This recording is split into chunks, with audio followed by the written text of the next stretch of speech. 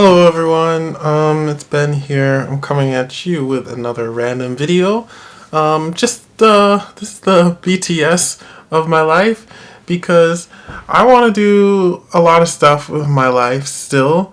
I've already tried, I think, to have an interesting life. Like, I've been to Korea and China. I've gone to school for dance, mechanical engineering. But lately, I've been studying towards passing this exam, this Chinese proficiency exam, that will allow me to apply and most likely get into a university in China, a Chinese university. And my reasoning for that is because I think if I go to a university in China, well, the reason I want to go is not only to go to China again, but to also get a degree because I want a degree for a plethora of reasons. One of them is because it's cheaper in China to get a degree. They have a lot of scholarships that incentivize people from mainly Western speaking countries and a lot of African countries I noticed as well. And incentivizes them to go to China to get a degree education. And I think that's kind of their method of like soft power, like how Korea does dramas and K-pop. That's the Korean way of like spreading awareness about their country. China's method is more like spreading awareness about China, not through soft power like music and entertainment, but essentially providing free education to qualified individuals from Western countries. And so I've fallen for that. I already fell for the Hallyu wave, the Korean wave, but now I'm falling for the Chinese wave, I guess you could call it, by wanting to go to university there because I still don't have a degree. I have 2 diplomas, but I want to get a degree in something I'm interested in, so that I have a degree, and so that I can use it to hopefully start a career in the subject to study. But an unpopular opinion I believe I have is that as a Canadian, I want to go to China to get a degree in a subject that will allow me to work outside of Canada. A lot of the talk these days in Canada, especially from younger people, like in their early 20s to like late 30s, but everyone in general, especially from immigrants, are talking about how the Canadian dream, as some people call it, is not it's not living up to people's expectations of you go to school here, you get a job, and that job affords you to buy a house and start a family. But it's very expensive. People are experiencing a lower quality of life here, I think, and that kind of sentiment is being felt not only in Canada, but a lot of other Western countries like the UK, Australia, the US, a lot of Western countries or developed nations. And yeah, I'm definitely feeling that sentiment here. And I recently have been talking to my family about how it's unaffordable here in Canada, and I want to have the option, the ability to study or work outside of Canada because I don't know if it's going to get better here or worse for affordability. Like, things are very expensive. I'm not going to state the figures for cost of a 1 bedroom or studio apartment in Toronto, but after you pay for all your expenses, if you have a good paying job, and by good I mean like really good for a young person is like starting 50-60,000, by the end of the month you're not left with much.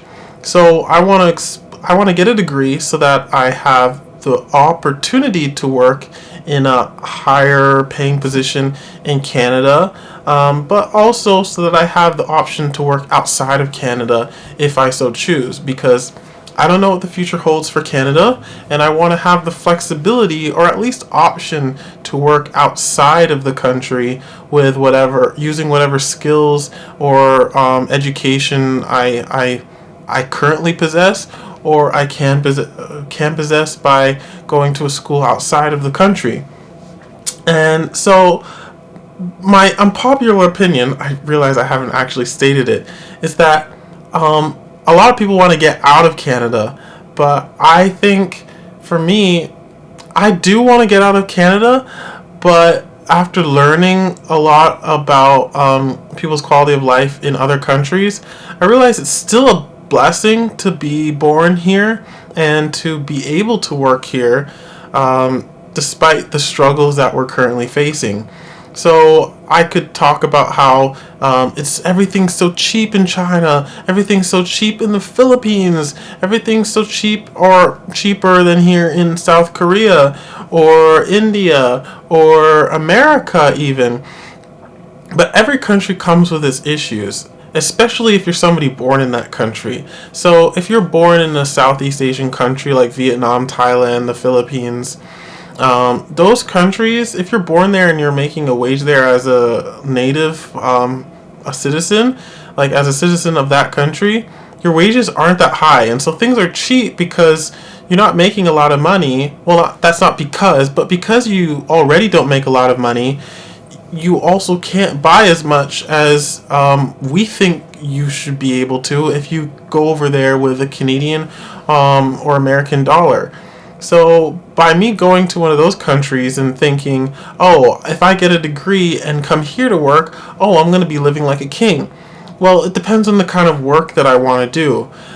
So my unpopular opinion, I guess, boils down to the fact that I think I want to be able to live outside of Canada, but it's probably best for quality of life or standard of living from a Western perspective to stay in Canada.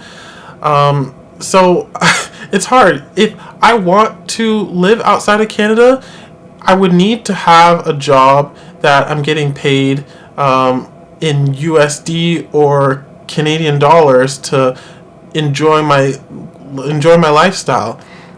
I would want to maintain my current quality of life, but over there so I can afford more things that we used to or take for granted today. Like if I make money in Canadian dollars overseas in a Southeast Asian country, I'd be able, like making a Canadian dollars and a Canadian yearly salary, I'd be able to afford everything people take for granted here, like a house, excursions, a family, a car. I'd be able to afford all of that.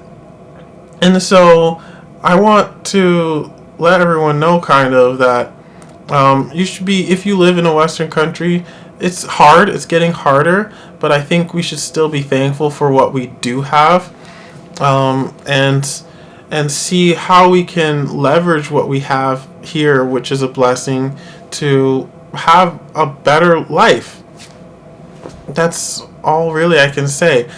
I hope to, by going abroad to study and get a degree, I can have the option of living outside of Canada, enjoying my current quality of life and making money in Canadian dollars overseas.